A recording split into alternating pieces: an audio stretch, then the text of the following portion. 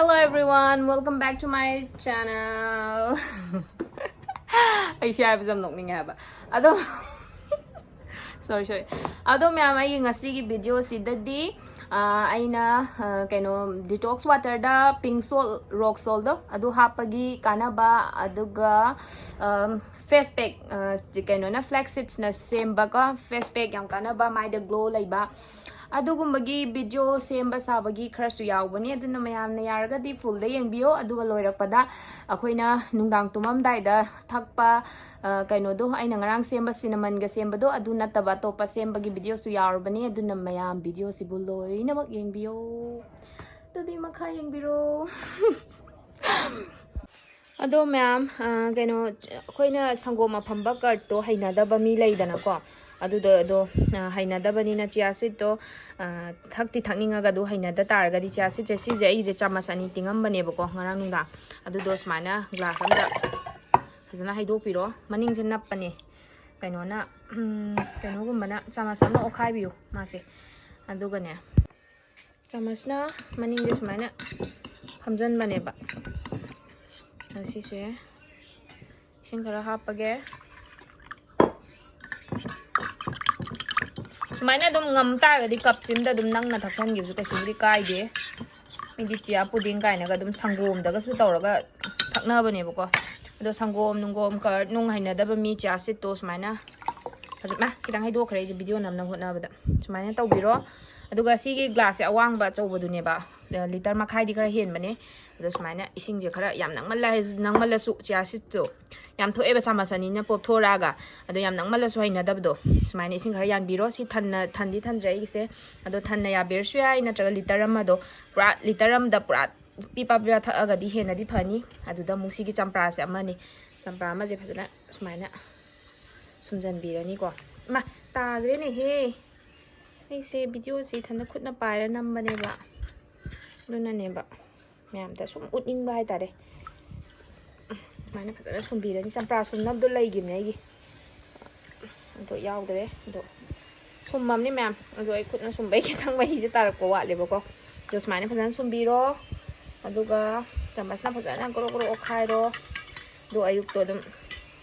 हाइदी अयुक्ता मिथि जीरा थक्त्र तारगा सुको सुमाइना मिथि जीरा थक पदुम याम फै ngमगदि थकपियो अदुगा ngमदा तारगाना सुमाइना पुक हाइन गांदा सीमा फजाना थकतोकपिबा दोइ तादि चिया सीड की गाना बदुसु फंगे मैम चिया सीड से प्रोटीन गाक्तनी को याम फग्रबने प्रोटीन फाइबर लो यावरे मंगोंदा दुदुना सीसे सुक्रोय सोइदना थकपियो सी हाइनिंग बगी उलकपने मैम हाइदि थकपगी मवोंग दो को दोइ चंप्रा की गाना बसु मैम ने हेना खंगना रे वेट लॉस होइगेरा डायबिटीज होइगेरा सुमाइना फजान थकपीबा अदुम याम कानाबने मैम मैम आइगी डिटॉक्स वाटर नि को आइसे नुसिदाक यावददना सिबुदि हापतोरे नुसिदाक तो अदुगा सिना फ्लैक्स वाटर नेबा अदुदा मैम आइना हुजिक तौगे तौरिसिना सिसे हिमालयन पिंक सोल्ट नि को रॉक सोल्ट दो आइना सिदा खरा लौथो थम्मे अदो मैम सिसे आइना सुमाइना खरा याम नत्तबिदा सुमाइना हापचनदोइनि डिटॉक्स वाटर सेमबजिदा अदुगा सिदसु हापगी यामबै वाना तेको खर सुम हाप तिंगम हाई तारे अदो मैम सिसे कई सिगी कानाबसे कईनो हाई कांदा अखोइना डिटॉक्स वाटर थइबा अदै अइना फ्लैक्स वाटर थइबा मैम से कईनोनिदना हक्चांग द कानादोइने ना थइनेबको अदुदा अखोइगी हक्चांग द कानागदोइ पोचे अखोइना इसिंग थकपा हाइजिमक्तबो वान याम तवी अदुगा अखोइना शुगर पेशेंट डायबिटीज पेशेंट ना हेलिदना को अखोइना वान तौबसे मपान थोकपसे अदुना अखोइना नंबर 1 तौथोगा लोइना अखोइगी डिटॉक्स ता यावरिबा कानाबसिंगसे सिजे लेमना चत्तबा हाइदी यूरिन द लोइन चटखिबा नतबिदको हक्चांग द तोंगाना कानानबनेबा सिसिना हाइदी सिदा यावरिबा कानाबा म्यामदो अखोइना थकचनबा कांदा सिगी हिमालयन पिंक सोल से सिजिना तारगा दिमागी कानाबा म्यामदो अखोइदा फजना फंगे हाइ तारे म्याम को अदुदुगिने आइना हिमालयन पिंक सोल हापिसे अदुना म्याम सु सिगी पिंक सोल से लई तारगादी अदुम हापियो रॉक सोल दुने अदुम होंगबा पैकेट मचाजु अदुम फंगबने अदो आइदी अदुम हानदगी सिजिनाबगी सुमाइना हापगा थम्बने फनयाम लोइख्रे सि कोक्ताजदा हापकपने अदुनि म्याम डिटॉक्स वाटर अदुम सिजिनाबियो याम फै दुगा पोतो सुनबा लैट्रसुको अरे बना सिजिनासेबा हाइदी आई ngasi नुसिदाक लैट्रेना तोकपा नतेबा अदुम नुसिदाक अदै सिंग हापगा सिंगा थबीगदंग सेमसु याय अदै थबीगा जंब्रागदंग सेमसु याय अदुगा लैरगदी अदुम खरा लोय हापगा सेमबै वानी को ꯑꯗꯨꯅꯦ ꯃꯌꯥꯝ ꯗꯤꯇꯣꯛꯁ ꯋꯥꯇꯔ ꯑꯕꯨ ꯑꯗꯨꯒ ꯁꯤ ꯅꯠꯇꯕ ꯑꯇꯩ ꯑꯇꯣꯞꯄ ꯗꯤꯇꯣꯛꯁ ꯋꯥꯇꯔ ꯃꯈꯜ ꯌꯥꯝ ꯂꯩꯔꯤ ꯃꯌꯥꯝ ꯑꯩ ꯑꯗꯨꯝ ꯅꯨꯡꯇꯤꯒꯤ ꯑꯃꯃꯝ ꯑꯗꯨꯝ ꯃꯌꯥꯝꯗ ꯁꯤꯌꯔ ꯇꯧꯖꯔꯛꯀꯦ ꯃꯌꯥꯝ ꯑꯩꯒꯤ ꯁꯤꯒꯨꯝꯕ ꯑꯩꯒꯤ ꯆꯦꯅꯦꯜ ꯑꯁꯤꯕꯨ ꯑꯗꯨꯝ ꯃꯌꯥꯝ ꯁꯞꯄꯣꯔꯠ ꯇꯧꯕ ꯂꯦꯞꯄꯤꯒꯅꯣ ꯃꯌꯥꯝ ꯑꯗꯨꯝ ꯑꯩ ꯍꯥꯞꯆꯔꯛꯀꯦꯀꯣ ꯍꯦꯜꯂꯣ ꯃꯌꯥꯝ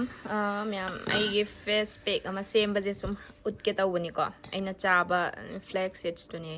ꯁꯤ ꯆꯥꯃꯁ ꯑꯃ ꯍꯥꯞꯄꯅꯤ ꯑꯗꯨꯒ ꯁꯪꯒꯣꯝꯗꯣ ꯑꯗꯨꯝ ꯁꯟ ꯁꯪꯒꯣꯝ ꯑꯣꯏꯔꯁꯨ ꯌꯥꯔꯦ ꯑꯩꯈꯣꯏ ꯁꯟ ꯁꯪꯒꯣꯝ ꯂꯧꯗꯕꯒꯤ ꯁꯤꯒꯤ ꯑꯣꯏꯅ ꯍꯥꯞꯄꯅꯤ ꯇꯣꯟ ꯃꯤꯜꯛꯁꯦ ꯌꯥꯎꯗ꯭ꯔꯦ ꯑꯩ ꯅꯨꯡꯇꯤꯒꯤ ꯈꯔ ꯁꯤꯖꯤꯟꯅꯕꯒꯤ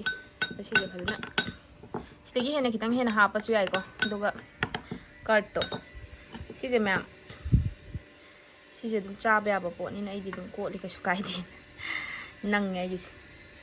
ꯁꯨꯃꯥꯏꯅ ꯀꯔꯠꯁꯦ ꯈꯤꯇꯪ ꯇꯧꯔꯒ ꯍꯥꯞꯄꯤꯔꯣ ꯑꯗꯨꯒ ꯈꯣꯏꯍꯤ ꯂꯩꯔꯒꯅꯅꯦ ꯈꯣꯏꯍꯤ ꯍꯥꯞꯄꯤꯕ ꯑꯗꯨꯒ ꯁꯤꯁꯦ ꯉꯥꯛꯇꯪ ꯁꯨꯃꯥꯏꯅ ꯐ꯭ꯂꯦꯛ ꯁꯤड्ꯁꯦ ꯀꯩꯅꯣ ꯇꯧꯅꯕ ꯄꯣꯞꯊꯣꯔꯛꯄꯅꯦꯕꯀꯣ ꯑꯗꯣ ꯐ꯭ꯔꯤꯖꯇ ꯉꯥꯏꯍꯥꯛ ꯍꯥꯞꯆꯜꯂꯒ ꯃꯤꯅꯤꯠ 10-15ꯃꯨꯛ ꯍꯥꯞꯆꯜꯂꯒꯀꯣ ꯃꯥꯁꯦ ꯄꯣꯞꯊꯣꯛꯍꯜꯂꯒꯀꯣ ꯅꯥꯟ ꯂꯥꯎꯕꯅꯦꯕ ꯑꯗꯨ ꯐꯖꯅ ꯊꯕꯛ ꯏꯟꯈꯥꯡ ꯆꯠꯊꯣꯛꯎꯕ ꯅꯨꯡꯁꯥꯗ ꯀꯩꯗ ꯑꯗꯩ ꯎꯐꯨꯟ ꯋꯥꯏꯐꯨꯟ ꯆꯥꯔꯨꯕꯗꯣ ꯁꯤꯁꯦ ꯍꯜꯂꯛꯑꯀꯥꯟꯗ ꯐꯖꯅ ꯇꯩꯕꯤꯕ ꯑꯗꯨ ꯑꯣꯏꯇꯥꯔꯗꯤ ꯃꯌꯥꯝ ꯏꯁꯥꯒꯤ ꯒ꯭ꯂꯣꯗꯨꯁꯨ ꯃꯥꯡꯗꯦ ꯑꯗꯨꯒ ꯁ꯭ꯀꯤꯟꯁꯨ ꯉꯧꯊꯣꯛꯑꯦ ꯑꯗꯨꯒ ꯌꯥꯝ ꯐꯕꯅꯦꯕꯀꯣ ꯑꯗꯨꯅ ꯑꯩꯗꯤ ꯁ꯭ꯀꯤꯟꯁꯦ ꯌꯥꯝ ꯐꯠꯇꯦꯕ ꯑꯩꯒꯤ ꯃꯥꯏꯁꯦ ꯎꯔꯤꯡꯒꯨꯝꯕꯁꯨ ꯌꯥꯝ ꯇꯧꯋꯤꯗꯅ ꯑꯗꯨꯗꯨꯅ ꯁꯤꯒꯤ ꯐꯦꯁ ꯄꯦꯛꯁꯦ ꯑꯗꯨꯝ ꯁꯤꯖꯤꯟꯅꯩ ꯃꯌꯥꯝꯁꯨ ꯁꯤꯖꯤꯟꯅꯕꯤꯌꯣ ꯑꯗꯣ ꯁꯤꯁꯦ ꯃꯤꯅꯤꯠ 15ꯃꯨꯛ ꯊꯝꯃꯨꯔꯕ ꯃꯇꯨꯡꯗ ꯑꯩꯒꯤ ꯃꯥꯏꯗ ꯑꯃꯨꯛ ꯃꯤꯅꯤꯠ 10 ꯃꯥꯏꯗꯣ ꯐꯖꯅ ꯅꯥꯟ ꯇꯥꯊꯣꯛꯄꯤꯔꯅꯤ ꯁꯤꯠ ꯅꯥꯟꯅ ꯑꯗꯨꯒ ꯀꯩꯝꯇ ꯂꯩꯗ꯭ꯔꯤꯀꯥꯟꯗ ꯁꯤꯒꯤ ꯐꯦꯁ ꯄꯦꯛꯁꯦ ꯑꯗꯨꯝ ꯃꯤꯅꯤꯠ 15-20 ꯑꯗꯨꯝ ꯊꯝꯃꯒ ꯑꯃꯨꯛ ꯏꯁꯤꯡ ꯑꯆꯝꯕꯅ ꯇꯥꯊꯣꯛꯑꯅꯤꯅ ꯑꯗꯨꯒ ꯑꯗꯨꯝ ꯅꯨꯡꯗꯥꯡꯒꯤ ꯁ꯭ꯀꯤꯟ ꯀꯦꯌꯔꯒꯨꯝꯕꯗꯣ ꯑꯗꯨꯝ ꯇꯧꯋꯦꯕꯀꯣ ꯁꯤꯅꯤ ꯃꯌꯥꯝ ꯌꯥꯝ ꯀꯥꯟꯅꯕꯅꯦ ꯁꯤꯒꯤ ꯐꯦꯁ ꯄꯦꯛꯁꯦ ꯁꯤꯖꯤꯟꯅꯕꯤꯌꯣ ꯐ꯭ꯂꯦꯛ ꯁꯤड्ꯁ ꯇꯛꯈꯥꯏꯕꯁꯦ ꯑꯩꯗꯤ ꯆꯥꯕꯗꯪ ꯅꯠꯇꯦ ꯃꯥꯏꯗꯁꯨ ꯁꯤꯖꯤꯟꯅꯩꯗꯣ ꯁꯨꯝ ꯃꯌꯥꯝꯗ ꯎꯠꯅꯤꯡꯕꯒꯤꯅꯦꯕꯀꯣ ꯍꯦꯜꯂꯣ ꯃꯌꯥꯝ ꯑꯩꯗꯣ ꯍꯧꯖꯤꯛꯇꯣ ꯁꯨꯝ ꯑꯩꯅ ꯌꯨꯝꯗ ꯀꯩꯅꯣ ꯇꯧꯕꯒꯤꯀꯣ ꯆꯠꯊꯣꯛ ꯈꯣꯠꯇꯣꯛꯎꯔꯒ ꯀꯩꯅꯣ ꯇꯧꯕꯗꯣ ꯁ꯭ꯀꯤꯟ ꯀꯦꯌꯔꯗꯣ ꯑꯩꯅ ꯌꯨꯝꯗ ꯑꯗꯨꯝ ꯁꯦꯝꯖꯕ ꯄꯣꯠꯅꯅꯦ ꯁ꯭ꯀꯤꯟ ꯀꯦꯌꯔ ꯑꯃꯨꯛ ꯇꯧꯊꯣꯛꯑꯦꯕꯀꯣ ꯆꯠꯊꯣꯛꯎꯕꯒꯤ ꯑꯗꯣ ꯑꯩ ꯃꯥꯏꯁꯦ ꯇꯣ ꯃꯌꯥꯝ ꯎꯔꯤꯡ ꯑꯆꯧ ꯑꯆꯧꯕꯁꯦ ꯎꯔꯦꯗꯅ ꯑꯗꯨꯒ ꯌꯥꯝ ꯐꯠꯇꯕꯅꯦꯕ ꯉꯛꯁꯝꯗꯕ ꯍꯦꯛ ꯇꯧꯋꯦ ꯁꯤꯐꯧ ꯈꯔ ꯐꯔꯛꯑꯦꯕ ꯌꯥꯝ ꯆꯥꯎꯅ ꯊꯣꯛꯇꯣꯏꯅꯤ ꯀꯤꯒꯩꯀꯣ ꯑꯗꯣ ꯑꯩꯅꯁꯨ ꯍꯥꯟꯅ ꯍꯥꯏꯈꯤꯕꯗꯣ ꯅꯨꯄꯤꯒꯤ ꯁ꯭ꯋꯥꯏꯁꯦ ꯌꯥꯝ ꯊꯣꯛꯏꯁꯦ ꯍꯣꯔꯃꯣꯅꯦꯜ ꯏꯝꯕꯦꯂꯦꯟꯁ ꯑꯣꯏꯕꯩꯅꯦꯕ ꯑꯩꯁꯨ ꯑꯣꯏꯌꯦꯕꯀꯣ ꯑꯗꯣ ꯁꯤꯒꯤ ꯄꯣꯠꯁꯦ ꯑꯩꯁꯦ ꯂꯣꯏ ꯐꯔꯨꯔꯕꯅꯦꯕ ꯗꯥꯏꯠ ꯇꯧꯔꯤꯀꯥꯟꯗ ꯑꯗꯨꯗꯒꯤ ꯑꯃꯨꯛ ꯍꯟꯗꯛ ꯆꯥꯁꯟ ꯊꯛꯆꯜꯂꯨꯕꯗꯩ ꯁ꯭ꯇ꯭ꯔꯦꯁ ꯂꯩꯕ ꯌꯥꯝ ꯍꯦꯟꯃꯟꯈꯤꯗꯅꯅꯦ ꯑꯩꯁꯦ ꯑꯃꯨꯛ ꯂꯣꯏ ꯐꯨꯗꯣꯔꯛꯏꯅꯦꯕ ꯌꯥꯝ ꯅꯨꯡꯉꯥꯏꯇꯦ ꯊꯨꯞꯀꯩꯅꯦ ꯅꯥꯔꯒꯀꯣ ꯊꯨꯞꯄꯗꯣ ꯆꯤꯛꯀ ꯂꯥꯎꯕ ꯑꯗꯨꯃꯥꯏꯅꯅꯦ ꯑꯗꯣ ꯑꯩ ꯍꯧꯖꯤꯛ ꯃꯥꯏꯁꯦ ꯁꯤꯠ ꯅꯥꯟꯅ ꯇꯥꯔꯨꯔꯦ ꯀꯩꯝ ꯇꯩꯗ꯭ꯔꯤꯀꯣ ꯃꯌꯥꯝ ꯁꯤ ꯂꯣꯏꯔꯕ ꯃꯇꯨꯡꯗ ꯑꯩꯅ ꯁꯤ ꯐ꯭ꯂꯦꯛ ꯁꯤड्ꯁꯀꯤꯁꯦ ꯁꯤꯁꯦ ꯈꯣꯏꯍꯤ ꯍꯥꯞꯄꯕꯨꯗꯤ ꯌꯥꯝ ꯐꯕꯅꯦ ꯑꯗꯣ ꯑꯩꯅ ꯈꯣꯏꯍꯤꯗꯣ ꯍꯥꯟꯅꯗꯒꯤ ꯁꯨꯝ ꯑꯩꯗꯤ ꯆꯥꯁꯨ ꯆꯥꯗꯕꯒꯤꯅꯦ ꯈꯣꯏꯍꯤꯗꯣ ꯂꯩꯇꯕꯩꯅꯦꯕꯀꯣ ꯑꯗꯨꯅ ꯈꯣꯏꯍꯤ ꯍꯥꯞꯇ꯭ꯔꯦ ꯃꯌꯥꯝꯒꯤ ꯈꯣꯏꯍꯤ ꯂꯩꯔꯗꯤ ꯑꯗꯨꯝ ꯍꯥꯞꯄꯦ ꯑꯗꯣ ꯃꯌꯥꯝ ꯁꯤꯁꯦ ꯑꯗꯨꯝ ꯆꯥꯊꯣꯛꯑꯁꯨ ꯌꯥꯏꯑꯕ ꯑꯗꯣ ꯁꯤꯅ ꯆꯥꯅꯕꯗꯤ ꯅꯠꯇ꯭ꯔꯦ ꯁꯤꯅ ꯁ꯭ꯀꯤꯟꯒꯤꯅꯦ ꯑꯗꯣ ꯁꯤꯁꯦ ꯅꯨꯄꯤ ꯑꯣꯏꯒꯦꯔꯥ ꯅꯨꯄꯥ ꯑꯣꯏꯒꯦꯔꯥ ꯑꯗꯨꯝ ꯇꯩꯕꯤꯌꯣꯕꯀꯣ ꯁꯨꯃꯥꯏꯅ ꯑꯗꯨꯝ ꯊꯥꯔꯞꯅ ꯑꯗꯨꯒꯅꯦ ꯁ꯭ꯀꯤꯟꯗꯅꯦ ꯑꯗꯨꯝ ꯑꯍꯥꯟꯕ ꯑꯃꯨꯛꯇꯪ ꯌꯨꯁ ꯇꯧꯕꯗꯒꯤ ꯈꯪꯅꯤ ꯐ꯭ꯂꯦꯛ ꯁꯤड्ꯁ ꯂꯩ ꯇꯥꯔꯗꯤ ꯁꯨꯃꯥꯏꯅ ꯑꯩꯅ ꯉꯔꯥꯡ ꯒ꯭ꯔꯥꯏꯟꯗꯔꯗ ꯇꯛꯈꯥꯏꯔꯒ ꯍꯥꯞꯄ ꯎꯠꯄꯗꯣ ꯑꯗꯨꯒꯤ ꯄꯣꯠꯇꯣ ꯑꯗꯨꯝ ꯇꯧꯕꯤꯌꯣꯕ ꯈꯨꯐꯗꯣ ꯑꯗꯨꯝ ꯅꯣꯡꯃ ꯑꯃꯨꯛꯇꯪ ꯇꯧꯕꯗꯩ ꯑꯗꯨꯝ ꯈꯪꯅꯤ ꯃꯥꯏꯗ ꯍꯦꯛꯇ ꯃꯣꯟ ꯂꯥꯎꯔꯒ ꯁ꯭ꯀꯤꯟꯁꯦ ꯌꯥꯝ ꯉꯧꯊꯣꯛꯄꯅꯦ ꯍꯥꯏꯗꯤ ꯇꯣꯉꯥꯟꯕ ꯒ꯭ꯂꯣ ꯑꯃ ꯂꯥꯛꯄꯗꯣ ꯃꯁꯥꯒꯤ ꯅꯦꯆꯔꯦꯜ ꯒ꯭ꯂꯣ ꯑꯗꯨꯅꯅꯦ ꯑꯗꯣ ꯑꯩ ꯎꯔꯤꯡ ꯀꯩꯀꯥꯗꯨ ꯁꯨꯝ ꯀꯥꯟꯅꯩꯕ ꯄꯤꯝꯄꯜꯁꯇ ꯑꯇꯩ ꯑꯇꯣꯞꯄꯁꯨ ꯃꯌꯥꯝ ꯁꯤꯖꯤꯟꯅꯩ ꯕꯦꯁꯟꯒ ꯃꯆꯨ ꯀꯣ ꯌꯥꯏꯉꯪꯒ ꯑꯗꯩ ꯑꯗꯨꯃꯥꯏꯅꯒ ꯇꯧꯔꯒ ꯀꯣꯐꯤꯒ ꯍꯥꯞꯇꯅꯒꯁꯨ ꯌꯥꯝ ꯁꯤꯖꯤꯟꯅꯩꯕ ꯑꯗꯨꯒ ꯑꯩꯒꯤꯅ ꯑꯃꯨꯛ ꯗꯥꯔꯛ ꯁꯔꯀꯜ ꯑꯗꯨꯗ ꯂꯩꯇꯕ ꯑꯗꯨꯒ ꯀꯣꯐꯤꯒꯨꯝꯕ ꯍꯥꯞꯄꯒ ꯇꯧꯕꯗꯣ ꯑꯗꯨꯅ ꯗꯥꯔꯛ ꯁꯔꯀꯜꯒꯨꯝꯕ ꯌꯥꯝ ꯂꯩꯕꯗꯣ ꯑꯗꯨꯗꯗꯤ ꯐꯕꯅꯦꯕ ꯌꯥꯝꯅ ꯑꯩꯁꯦ ꯀꯦꯃꯦꯔꯥꯗ ꯌꯦꯡꯉ ꯑꯗꯨꯝ ꯇꯩꯔꯗꯣꯏꯅꯦ ꯉꯁꯤꯗꯤ ꯁꯨꯃꯥꯏꯅ ꯇꯧꯔꯒ ꯐꯖꯅ ꯑꯗꯨꯝ ꯊꯥꯔꯞꯅꯀꯣ ꯑꯗꯨꯝ ꯇꯩꯕꯤꯕ ꯑꯩꯅ ꯂꯣꯏꯅ ꯃꯤꯠꯀꯤ ꯃꯄꯥ ꯊꯥꯗꯣꯛꯑꯝꯃꯒ ꯑꯩ ꯎꯔꯤꯡꯁꯦ ꯇꯩꯁꯟꯗꯣꯏꯅꯦ ꯑꯗꯣ ꯑꯩꯒꯤ ꯎꯔꯤꯡꯁꯦ ꯍꯧꯕ ꯅꯥꯏꯔꯤꯁꯦ ꯐꯗꯤ ꯐꯅꯤꯕ ꯁꯨꯝꯕ ꯇꯧꯕꯗ ꯐꯠꯇꯦ ꯍꯥꯏꯕ ꯅꯠꯇꯦꯕ ꯏꯆꯝ ꯆꯝꯅ ꯑꯗꯨꯒ ꯍꯣꯔꯃꯣꯅꯦꯜ ꯏꯝꯕꯦꯂꯦꯟꯁ ꯀꯩꯝ ꯇꯧꯗꯕ ꯃꯤꯗꯣ ꯑꯗꯨꯗꯗꯤ ꯑꯗꯨꯝ ꯁꯤꯁꯦ ꯎꯔꯤꯡꯗꯣ ꯈꯔ ꯀꯪꯉ ꯑꯗꯨꯝ ꯐꯈꯤꯕꯅꯦꯕ ꯑꯗꯣ ꯑꯩꯒꯤꯅ ꯑꯃꯨꯛ ꯐꯔꯅꯤ ꯑꯃꯨꯛ ꯍꯧꯗꯣꯔꯛꯇꯣꯏ ꯁ꯭ꯋꯥꯏꯗ ꯇꯧꯔꯝꯕꯗꯣ ꯑꯃꯨꯛ ꯐꯈ꯭ꯔꯅꯤ ꯑꯗꯨꯒ ꯁ꯭ꯋꯥꯏꯗ ꯑꯃꯨꯛ ꯍꯧꯔꯛꯄꯒꯨꯝꯕ ꯂꯩꯗꯅ ꯑꯗꯨꯝꯕꯁꯦ ꯌꯥꯝ ꯇꯧꯋꯦ ꯑꯩꯁꯨ ꯊꯥꯏꯅ ꯃꯥꯏꯁꯦ ꯁꯤꯠ ꯅꯥꯟꯕꯗ ꯍꯥꯏꯔꯝꯃꯤꯅꯦ ꯊꯥꯏꯅ ꯇꯤꯅꯦꯖꯔꯁ ꯑꯣꯏꯔꯤꯀꯥꯟꯗꯀꯣ ꯑꯗꯣ ꯍꯧꯖꯤꯛꯇꯤ ꯌꯥꯗ꯭ꯔꯦ ꯍꯣꯔꯃꯣꯅꯦꯜ ꯏꯝꯕꯦꯂꯦꯟꯁ ꯑꯣꯏꯔꯛꯄꯗꯒꯤ ꯊꯣꯛꯂꯛꯏ ꯊꯕꯛꯅꯦ ꯗꯥꯏꯕꯦꯇꯤꯁ ꯅꯥꯕꯗꯒꯤ ꯑꯗꯨꯝ ꯂꯥꯏꯅꯥꯁꯦ ꯃꯊꯪ ꯄꯣꯛꯂꯛꯑꯒꯀꯣ ꯃꯥꯏ ꯃꯤꯠꯁꯦ ꯁ꯭ꯀꯤꯟꯁꯦ ꯌꯥꯔꯛꯇꯦ ꯆꯍꯤꯁꯨ ꯌꯥꯝꯖꯜꯂꯛꯄꯩꯔꯥ ꯈꯪꯗꯦ ꯑꯗꯨꯒ ꯃꯌꯥꯝ ꯀꯣ ꯑꯩꯁꯦ ꯆꯍꯤꯁꯦ 30+ ꯑꯣꯏꯔꯕꯅꯦꯕ ꯑꯗꯣ ꯁ꯭ꯀꯤꯟꯗ ꯎꯔꯤꯡ ꯊꯣꯛꯆꯕ ꯋꯥꯅꯦꯕꯀꯣ ꯁꯨꯝꯕ ꯀꯩꯀꯥ ꯌꯥꯝ ꯁꯤꯖꯤꯟꯅꯕꯅꯤꯅꯅꯦ ꯃꯥꯏꯗꯨꯗ ꯀꯥ ꯍꯦꯟꯕ ꯈꯨꯏꯕ ꯈꯣꯠꯄ ꯑꯗꯨ ꯑꯗꯥꯗꯤ ꯀꯩꯝ ꯇꯧꯗꯦꯕ ꯑꯩꯒꯤ ꯄ꯭ꯔꯣꯕ꯭ꯂꯦꯝꯁꯦ ꯎꯔꯤꯡꯅꯦꯕ ꯑꯇꯩ ꯑꯇꯣꯞꯄꯗꯤ ꯀꯩꯁꯨ ꯇꯧꯗꯦ ꯑꯗꯨꯅ ꯇꯧꯗ꯭ꯔꯤꯗꯨꯒꯤ ꯃꯔꯝꯗꯣ ꯁꯨꯝꯕꯁꯦ ꯌꯨꯝꯗ ꯑꯣꯏꯅ ꯇꯧꯕ ꯄꯣꯠꯁꯦ ꯑꯩꯅ ꯌꯨꯝꯗ ꯁꯤꯖꯤꯟꯅꯖꯕ ꯁꯨꯝꯕ ꯁꯦꯝꯃꯒ ꯌꯥꯝ ꯇꯩꯌꯦꯕ ꯑꯩꯗꯤ ꯑꯗꯨꯅꯅꯦ ꯃꯌꯥꯝ ꯁꯤꯁꯤꯅ ꯑꯃꯨꯛ ꯐ꯭ꯂꯦꯛꯁ ꯁꯤꯗꯁꯀꯤ ꯑꯣꯏꯔꯦꯗꯅ ꯆꯤꯌꯥ ꯁꯤꯗꯁꯀꯤꯁꯨ ꯎꯠꯂꯛꯀꯦꯀꯣ ꯃꯥꯏꯗ ꯇꯩꯕꯗ ꯌꯥꯝ ꯀꯥꯟꯅꯕꯅꯦ ꯆꯤꯌꯥ ꯁꯤꯗꯁꯀꯤꯁꯨ ꯑꯗꯣ ꯑꯩꯅ ꯆꯥꯔꯤꯕ ꯃꯌꯥꯝꯁꯦ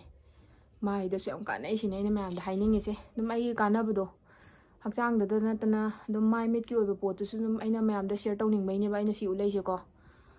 ꯑꯗꯣ ꯃꯌꯥꯝꯁꯨ ꯑꯗꯨꯝ ꯇ꯭ꯔꯥꯏ ꯇꯧꯕꯤꯌꯣꯕ ꯍꯥꯏꯗꯤ ꯐ꯭ꯂꯦꯛꯁ ꯁꯤꯗꯁꯇꯣ ꯆꯥꯅꯕꯒꯤ ꯂꯩ ꯇꯥꯔꯒꯗꯤ ꯁꯤꯅꯤ ꯃꯌꯥꯝ ꯑꯗꯨꯒ ꯉꯥꯛꯁꯝꯁꯦ ꯁ꯭ꯋꯥꯏꯁꯦ ꯇꯧꯕꯁꯨ ꯌꯥꯏꯀꯣ ꯑꯗꯣ ꯑꯩ ꯉꯁꯤꯗꯤ ꯇꯧꯔꯔꯣꯏꯒꯦ ꯑꯗꯨꯒ ꯁꯨꯃꯥꯏꯅ ꯈꯤꯇꯪ ꯂꯦꯝꯃꯦꯕ ꯑꯗꯨꯗꯣ ꯑꯩꯅ ꯉꯁꯤꯁꯦ ꯑꯃꯈꯛꯀꯤꯗꯤ ꯇꯧꯕꯅꯦ ꯑꯗꯣ ꯀꯩꯒꯨꯝꯕ ꯂꯦꯝꯃꯁꯨ ꯁꯤꯁꯦ ꯑꯩꯗꯤꯅꯦ ꯇꯦꯡꯀꯣꯠꯀꯁꯦ ꯁꯤꯒꯤ ꯕꯥꯎꯜꯁꯦ ꯑꯃ ꯊꯟꯅꯒ ꯑꯗꯨꯝ ꯁꯦꯝꯕꯁꯨ ꯌꯥꯎꯋꯦ ꯀꯩꯅꯣ ꯑꯗꯨꯗꯨꯅꯅꯦ 3-4 days ꯀꯣ 4-5 days ꯐꯥꯎ ꯑꯗꯨꯝ ꯁꯤꯖꯤꯟꯅꯩ ꯀꯩꯁꯨꯝ ꯀꯥꯏꯗꯦꯕ ꯍꯥꯏꯗꯤ ꯊꯝꯕꯗꯅꯦ ꯀꯩꯝ ꯀꯥꯏꯗꯦꯕ ꯁꯦꯝꯗꯣꯛꯑꯒ ꯑꯗꯨ ꯌꯥꯝ ꯀꯨꯏꯅꯗꯤ ꯅꯠꯇꯕ 4-5 days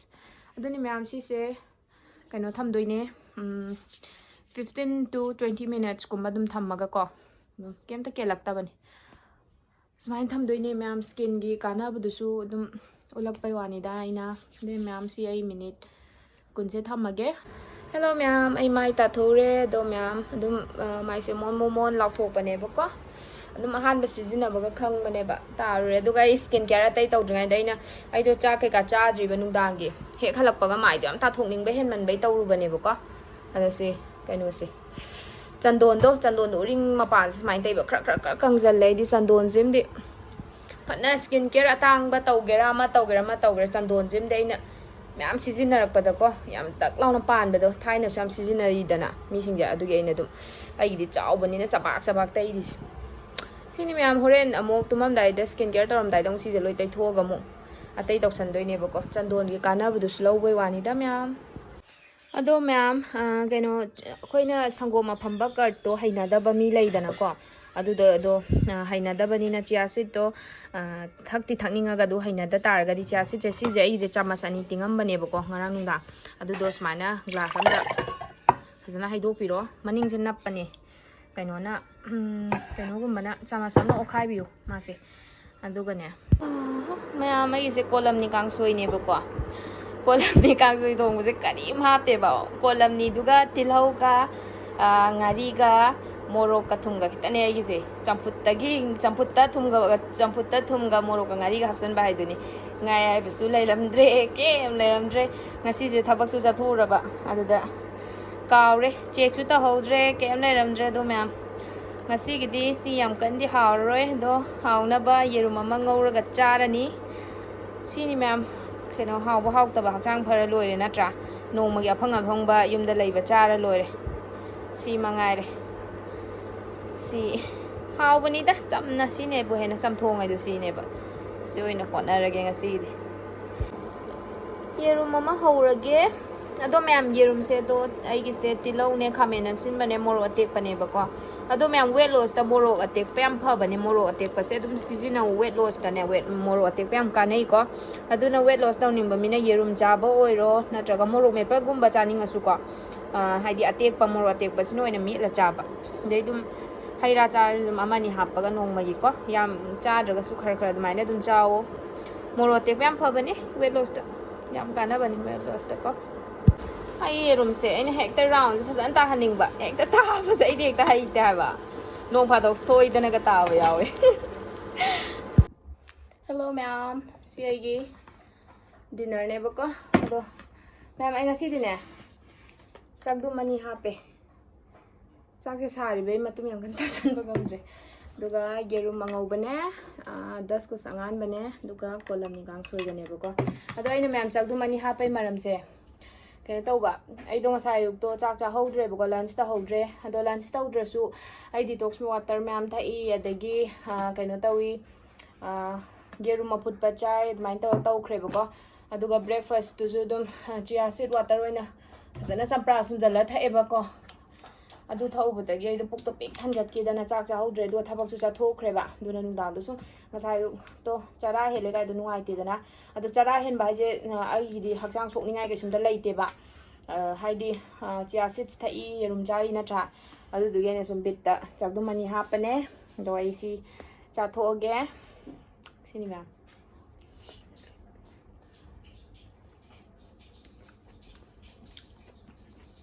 ꯑꯗꯨꯁꯤ ꯆꯥꯛꯗꯨꯝ ꯑꯅꯤꯁꯤꯗ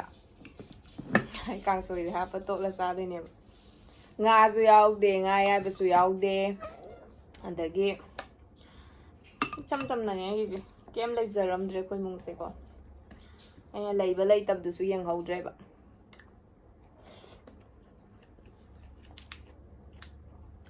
ꯌꯦꯔꯨꯝ ꯑꯅꯤꯒ ꯆꯝꯐꯨꯠꯀꯁꯤꯅ ꯑꯗꯨꯝ ꯃꯕꯨꯛ ꯊꯟꯗ꯭ꯔꯣ ꯄꯣꯠꯅꯤꯗ ꯑꯗꯣ ꯁꯤ ꯌꯥꯝ ꯆꯝꯅ ꯍꯥꯎꯋꯦ ꯆꯝꯊꯣꯡ ꯃꯁꯛꯇꯗꯤ ꯌꯥꯝ ꯍꯥꯎꯔꯣꯏꯗꯧ ꯃꯥꯟꯕꯗꯣ ꯌꯥꯝ ꯍꯥꯎꯋꯦꯕ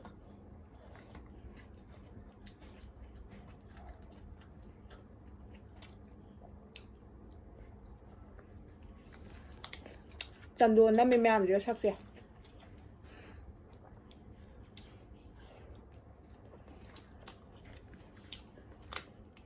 ꯋꯦꯠ ꯂꯣꯁ ꯇꯧꯅꯤꯡꯕꯁꯤꯡ ꯑꯗꯨꯝ ꯃꯣꯔꯣꯛ ꯑꯇꯦꯛꯄ ꯑꯗꯨꯝ ꯍꯥꯞꯄꯨꯀꯣ ꯀꯩꯁꯨꯁꯨ ꯁꯥꯗꯕ ꯃꯣꯔꯣꯛ ꯑꯇꯦꯛꯄꯗꯤ ꯎ ꯃꯣꯔꯣꯛ ꯆꯥꯗꯣꯏ ꯁꯔꯨꯛ ꯃꯣꯔꯣꯛ ꯑꯇꯦꯛꯄ ꯌꯥꯝ ꯊꯤ ꯐꯕꯅꯦ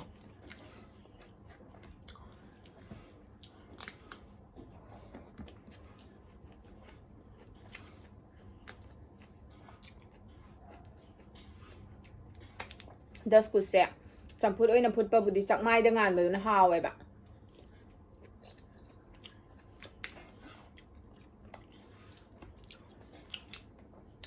ꯑꯩꯁꯦ ꯃꯔꯛ ꯑꯃ ꯑꯃꯨꯛ ꯃꯥꯏꯁꯦ ꯑꯩꯗꯤ ꯃꯁꯥꯒꯤ ꯃꯥꯏꯁꯦ ꯌꯥꯝ ꯆꯥꯎꯋꯦ ꯃꯥꯏꯁꯦ ꯌꯥꯝ ꯀꯥꯃꯨꯔꯝꯅꯦ ꯑꯗꯣ ꯈꯤꯇꯪ ꯑꯃꯨꯛ ꯐꯔꯛꯄ ꯃꯥꯜꯂꯦ ꯑꯗꯣ ꯑꯩꯅ ꯐꯦꯁꯀꯤ ꯌꯣꯒꯥ ꯑꯃꯈꯛ ꯇꯧꯋꯦꯕꯀꯣ ꯑꯗꯣ ꯃꯌꯥꯝꯗ ꯑꯗꯨꯝ ꯍꯌꯦꯡꯒꯤ ꯚꯤꯗꯤꯑꯣꯗ ꯍꯥꯞꯄꯛꯀꯦ ꯉꯁꯤꯒꯤꯗꯤ ꯅꯝꯍꯧꯗ꯭ꯔꯦ ꯑꯗꯨꯒ ꯃꯔꯛ ꯑꯃ ꯁꯨꯃꯥꯏꯅ ꯑꯗꯨꯝ ꯁ꯭ꯇ꯭ꯔꯦꯁ ꯂꯩꯕ ꯄꯪꯆꯥ ꯆꯥꯁꯜꯂꯦ ꯍꯥꯏꯕꯗꯣ ꯑꯗꯨꯝ ꯋꯦꯠ ꯒꯦꯟ ꯇꯧꯕꯗꯨꯗ ꯃꯥꯏꯗꯣ ꯈꯔꯒ ꯆꯥꯎꯔꯤꯉꯩꯗ ꯑꯃꯨꯛ ꯍꯦꯟꯅ ꯆꯥꯎꯈꯠꯂꯛꯄꯅꯦ ꯑꯗꯣ ꯈꯔ ꯍꯟꯗꯛ ꯍꯞꯇꯥꯃꯨꯛ ꯐꯥꯖꯤꯜꯂꯛꯀꯗꯣꯔꯦꯗꯅ ꯑꯩꯅ ꯑꯃꯨꯛ ꯗꯥꯏꯠ ꯇꯧꯔꯛꯏꯁꯦ ꯑꯗꯨꯗꯒꯤ ꯈꯤꯇꯪꯗꯤ ꯑꯃꯨꯛ ꯐꯕ ꯃꯥꯜꯂꯦ ꯃꯥꯏꯁꯦ ꯃꯥꯏ ꯌꯥꯝ ꯀꯥꯝꯃꯦ ꯃꯥꯏ ꯌꯥꯝ ꯆꯥꯎꯋꯦꯕ ꯄꯥꯝꯗꯦ ꯌꯥꯝꯅ ꯃꯥꯏ ꯆꯥꯎꯕꯁꯦ ꯑꯩ ꯍꯩꯅꯗꯦ ꯊꯤꯌꯦꯕ ꯑꯩ ꯆꯥꯛꯁꯦ ꯑꯗꯨꯒ ꯃꯌꯥꯝ ꯀꯩꯅꯣꯝꯒ ꯍꯥꯏꯗꯣꯛꯀꯦꯕꯀꯣ ꯑꯩꯒꯤ ꯆꯤꯛꯀꯟ ꯆꯥꯕꯒꯤ ꯃꯨꯛꯕꯥꯡ ꯇꯧꯕꯩ ꯚꯤꯗꯤꯑꯣ ꯑꯃ ꯌꯥꯎꯕꯅꯦꯕ ꯑꯗꯨꯒꯤ ꯆꯤꯛꯀꯟꯗꯣ ꯑꯩꯅ ꯗꯤꯞ ꯐ꯭ꯔꯥꯏ ꯇꯧꯕ ꯅꯠꯇꯦꯕꯀꯣ ꯑꯦꯌꯔ ꯐ꯭ꯔꯥꯏꯌꯔꯗ ꯊꯥꯎꯗꯣ ꯗ꯭ꯔꯣꯞ ꯈꯤꯇꯪ ꯍꯥꯞꯄꯒ ꯌꯦꯟꯗꯨꯗ ꯇꯣꯠꯈꯤꯕꯗꯣ ꯈꯤꯇꯪꯅꯦꯕ ꯑꯗꯨꯗꯨꯒ ꯑꯗꯨꯗꯤ ꯀꯩꯅꯣ ꯑꯩꯈꯣꯏꯅ ꯋꯦꯠ ꯂꯣꯁꯇ ꯑꯣꯏꯒꯦꯔꯥ ꯗꯥꯏꯕꯤꯇꯤꯁꯇ ꯑꯣꯏꯒꯦꯔꯥ ꯆꯥꯕꯗ ꯀꯩꯝꯇ ꯍꯛꯆꯥꯡꯗ ꯁꯣꯛꯇꯦꯕꯀꯣ ꯑꯗꯨꯒ ꯑꯗꯨꯗ ꯑꯩꯅ ꯆꯥꯛ ꯆꯥꯕꯅꯦ ꯆꯥꯛꯇꯣ ꯁꯨꯝ ꯃꯌꯥꯝꯁꯨ ꯈꯪꯉꯝꯃꯣꯏꯕꯀꯣ ꯌꯥꯝꯕ ꯃꯥꯜꯂꯝꯅꯤꯕ ꯁꯨꯃꯥꯏꯅ ꯈꯤꯇꯪꯗꯨꯅꯦꯕ ꯁꯨꯃꯥꯏꯅ ꯁꯟꯗꯣꯛꯑꯒ ꯍꯥꯞꯄꯦꯗꯅ ꯑꯗꯨꯗꯨꯒ ꯑꯩꯅ ꯆꯥꯕ ꯁꯥꯏꯗꯣ ꯑꯍꯨꯝꯂꯛ ꯈꯤꯇꯅꯦꯕ ꯆꯥꯛꯇꯣ ꯌꯣꯠꯂꯤꯗꯣ ꯑꯩꯅ ꯆꯥꯏꯗꯣ ꯆꯤꯛꯀꯟ ꯉꯥꯛꯇꯅꯦꯕ ꯑꯗꯒꯤ ꯌꯦꯟ ꯃꯈꯣꯡ ꯆꯥꯕꯁꯦ ꯁꯤꯁꯤꯅ ꯑꯃꯨꯛ ꯁ꯭ꯀꯤꯟꯗ ꯀꯩꯗ ꯌꯥꯝ ꯐꯩ ꯀꯣꯂꯥꯖꯦꯟ ꯌꯥꯎꯋꯦ ꯈꯣꯠꯂꯦ ꯀꯥꯏꯅꯒ ꯁꯨꯝ ꯍꯥꯏꯅꯕ ꯍꯥꯏꯇꯥꯔꯦ ꯑꯗꯨꯗꯨꯒꯤ ꯑꯩꯗꯤ ꯃꯈꯣꯡꯁꯦ ꯌꯥꯝ ꯄꯥꯝꯃꯦ ꯑꯗꯨꯒꯤ ꯃꯈꯣꯡꯗꯨꯒ ꯃꯐꯩꯗꯨꯒ ꯆꯥꯕꯗꯨꯗ ꯃꯤꯅ ꯑꯁ ꯅꯪ ꯅꯠꯇ꯭ꯔꯣ ꯗꯥꯏꯕꯤꯇꯤꯁ ꯅꯥꯏ ꯍꯥꯏꯗꯣ ꯀꯥꯏꯅꯒ ꯇꯧꯔꯛꯄ ꯌꯥꯝ ꯌꯥꯎꯋꯦꯕ ꯀꯃꯦꯟꯇ ꯑꯩ ꯅꯣꯛꯅꯤꯡꯉꯥꯕ ꯈꯪꯕ꯭ꯔꯥ ꯑꯗꯣ ꯉꯁꯤ ꯍꯥꯏꯗꯣꯛꯏꯁꯤꯅꯦꯕꯀꯣ ꯑꯗꯣ ꯃꯈꯥ ꯇꯥꯕꯁꯨ ꯑꯗꯨꯃꯥꯏꯅ ꯑꯗꯨꯝ ꯃꯔꯛ ꯃꯔꯛꯇ ꯑꯗꯨꯝꯕ ꯆꯥꯕꯒꯤ ꯃꯨꯛꯕꯥꯡ ꯚꯤꯗꯤꯑꯣꯁꯨ ꯑꯗꯨꯝ ꯍꯥꯄꯛꯀꯦꯕ ꯃꯌꯥꯝꯗꯣ ꯁꯨꯝ ꯕꯣꯔꯤꯡ ꯆꯨꯈꯤꯗꯅꯤꯗꯅꯀꯣ ꯁꯨꯃꯥꯏꯅ ꯁꯨꯝ ꯇꯧ ꯂꯩꯕꯗꯣ ꯑꯗꯨꯒ ꯑꯗꯨ ꯆꯥꯔꯒ ꯋꯦꯠ ꯂꯣꯁ ꯇꯧꯕ ꯌꯥꯏ ꯑꯗꯨꯁꯨ ꯁꯨꯝ ꯎꯠꯅꯤꯡꯕ ꯍꯥꯏꯇꯥꯔꯦ ꯉꯥꯡ ꯆꯥꯔꯦꯍꯦ ꯆꯥꯕꯗ ꯉꯥꯡꯕꯁꯦ ꯐꯠꯇꯤ ꯐꯠꯇꯕꯅꯦ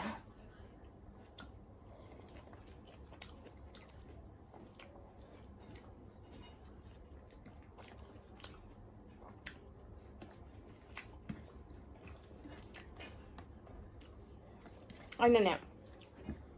ꯆꯥꯛꯗꯨꯝ ꯑꯝꯇꯪ ꯌꯥꯎꯕꯅꯤꯅꯅꯦ ꯑꯩꯅꯅꯦ ꯄ꯭ꯂꯦꯠꯇꯒ ꯄꯨꯈꯝꯗꯒꯁꯦ ꯆꯥꯛꯁꯦ ꯑꯃꯇ ꯄꯛꯍꯟꯗꯦꯕ ꯄꯥꯛꯎꯕꯗꯣ ꯆꯥꯛ ꯃꯔꯨꯗꯣ ꯆꯥꯛꯗꯨꯝ ꯑꯝꯇꯪ ꯆꯥꯕꯕꯣꯅ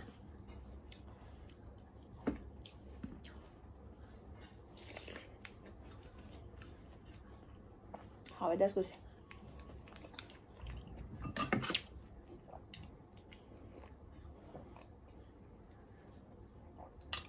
ꯍꯥꯎꯋꯦ ꯀꯩꯝ ꯍꯥꯞꯇ꯭ꯔꯁꯨ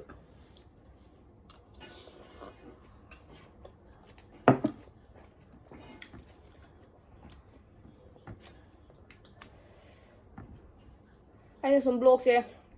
ꯏꯃꯨꯡꯗ ꯂꯩꯔꯒ ꯑꯩꯗꯤ ꯃꯄꯥꯟꯁꯨ ꯀꯌꯥ ꯊꯣꯛꯇꯦꯕ ꯑꯩꯒꯤ ꯊꯕꯛ ꯆꯠꯐꯝ ꯊꯣꯛꯄꯗꯣ ꯆꯠꯂꯒ ꯂꯩꯀꯥꯏ ꯑꯃ ꯊꯣꯛꯄ ꯈꯣꯠꯄꯗꯣ ꯑꯩꯁꯦ ꯀꯌꯥ ꯇꯧꯗꯦꯕꯀꯣ ꯀꯅꯥꯝꯁꯨ ꯇꯤꯟꯅꯗꯦ ꯑꯗꯨꯒ ꯇꯤꯟꯅꯗꯕ ꯍꯥꯏꯁꯦ ꯃꯤ ꯂꯩꯇꯕ ꯍꯧꯖꯤꯛꯀꯥꯟꯗꯤ ꯃꯊꯧ ꯂꯩ ꯆꯤꯟꯅꯩꯗꯅ ꯑꯗꯨꯗꯨꯅꯅꯦ ꯑꯗꯣ ꯕ꯭ꯂꯣꯛꯁꯦ ꯁꯨꯃꯥꯏꯅ ꯃꯌꯥꯝꯒꯤ ꯆꯥꯕ ꯊꯛꯄꯒꯤ ꯑꯐꯕ ꯉꯥꯛꯇꯕꯨꯗꯤ ꯑꯣꯏꯗꯅ ꯑꯗꯣ ꯃꯔꯛ ꯃꯔꯛꯇ ꯆꯠꯊꯣꯛꯄ ꯑꯗꯒꯤ ꯕꯖꯥꯔꯗ ꯀꯩꯗ ꯃꯅꯥ ꯃꯁꯤꯡ ꯂꯩꯕ ꯑꯗꯨꯗꯨ ꯃꯌꯥꯝꯗ ꯀꯥꯟꯅꯒꯗꯕ ꯄꯣꯠꯇꯣ ꯑꯩ ꯑꯗꯨꯝ ꯍꯥꯄꯛꯀꯦꯀꯣ ꯃꯌꯥꯝ ꯑꯩ ꯁꯨꯝ ꯕꯣꯔꯤꯡ ꯆꯨꯈꯤꯗ꯭ꯔꯥ ꯃꯤꯗꯣ ꯀꯥꯏꯅ ꯈꯟꯕꯩꯗꯤ ꯌꯥꯝ ꯈꯜꯂꯦ ꯋꯥꯈꯜꯁꯦ ꯈꯪꯕ꯭ꯔꯥ ꯑꯗꯨꯅꯤꯗ ꯑꯗꯨꯒ ꯃꯌꯥꯝ ꯑꯩꯁꯨ ꯒꯤꯞ ꯑꯋꯦ ꯀꯥꯏ ꯌꯥꯝ ꯇꯧꯅꯩꯗꯅ ꯑꯗꯨꯗꯣ ꯇꯧꯒꯦꯅ ꯈꯜꯂꯦꯕꯀꯣ ꯑꯗꯣ ꯑꯩꯗꯤ ꯒꯤꯞ ꯑꯋꯦꯁꯦ ꯑꯇꯩ ꯇꯧꯔꯔꯣꯏꯕ ꯆꯤꯌꯥ ꯁꯤꯗ꯭ꯁ ꯐ꯭ꯂꯦꯛ ꯁꯤꯗ꯭ꯁꯀꯨꯝꯕ ꯑꯣꯏꯅ ꯄꯤꯔꯅꯤꯕꯀꯣ ꯑꯗꯒꯤ 1000 ꯁꯕꯁꯀ꯭ꯔꯥꯏꯕꯔ ꯁꯨꯈꯤꯁꯅꯨ ꯇꯧꯕꯅꯦ ꯁꯨꯖꯗ꯭ꯔꯤꯕ ꯑꯩꯒꯤꯗꯤ ꯅꯧꯔꯤꯕꯅꯤꯅ ꯑꯗꯨꯗꯨꯒ ꯑꯗꯨꯝ ꯍꯛꯆꯥꯡꯗꯁꯨ ꯃꯅꯥ ꯃꯁꯤꯡ ꯉꯥꯛꯇ ꯑꯣꯏꯅ ꯊꯤꯜꯂꯅꯤ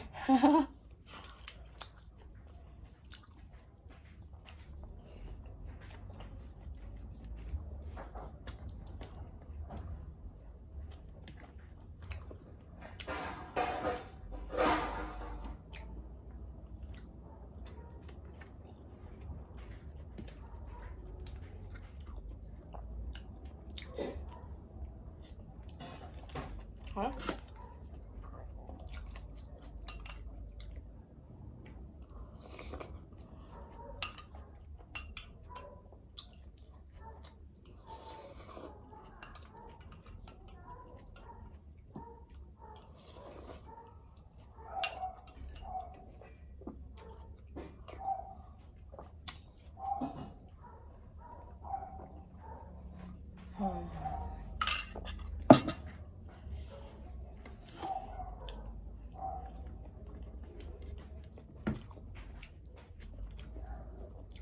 Rồi đấy.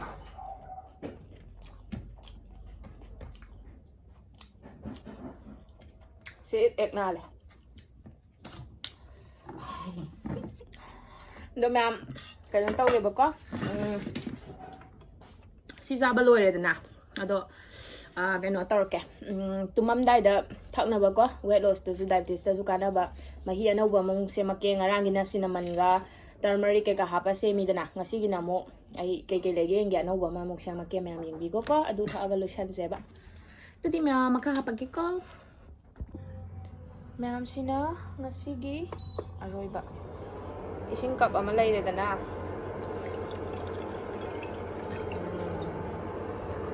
cup ama hape andagi mayam ngasi sina ne ngarang ga mana de ko ngasi gi sina ginger tea oina same ase sigi ai gi di ginger je ahim ba se ngasi di sing ge lairamdre duna ginger powder oina tawroge ko mi kan de ha ko su kai do ginger powder se pura chamas ama songe haina bai chang de dun thak pe ai ko smaina ai gi di yam ka ha paroi si ama hapani daidi si gulmor se black pepper se tara train thoi mu hape ko igi se sai happy rani aduga cinnamon powder do ngasi di yam da bida sai kitang ngarang gi cinnamon do khatang di yame ba ko ado ai gi oindi hainei ba do mayam yam hainadra su sumaina kitang di hapa ga dum thau yam kana bane ba si kitang ni mayam aina ngasi tawra ka do sel do kaino sing di hapa do haldi kitang sumaina hapa su ai ko sumaina hapa ge aduga aina si se mi se ginger gi oina ginger gi su yam phai weight loss ta diabetes ta yam phare dana adu duga mu ngasi jai do uphun khara charu bere ba ko chatho bage uphun jam chabo ore adu duna hojikandi lo khuraga kui kuin ju khui dana adu ge do ki ba hai tare duna singum ba hapa ga sumaina thau ba sina ne isa da laina do lok kum ba do thung de ba duna sumaina chatho bu numit ta di aina anambana singje dum hapaga lole ba ado mayam ai ngarang du su singi hapak tri doi sing lai tabai ni dum sing kitang ya laga dum sing cinnamon adagi sumaina loina black pepper machu ke kaje khar loi hapaga dum sem ba yai ko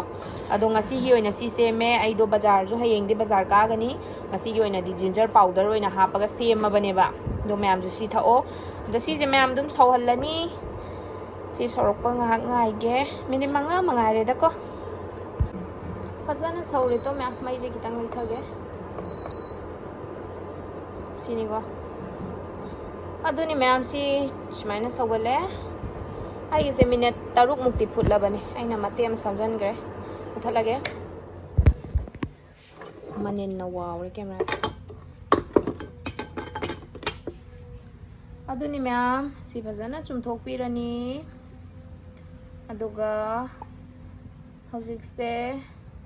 si thaksa lagai do tumma doini camera se sumanin na wow re si thakpi o mya chang da kana na ba nang law da ne to kaino cinnamon yaw bai ne si je jar lang chun da gi ya se kha de lai jar sam fare ma'am good night ma'am su thakpi ro hangchang phana lai ra si hayengi video da mung thengnar si ma'am bye bye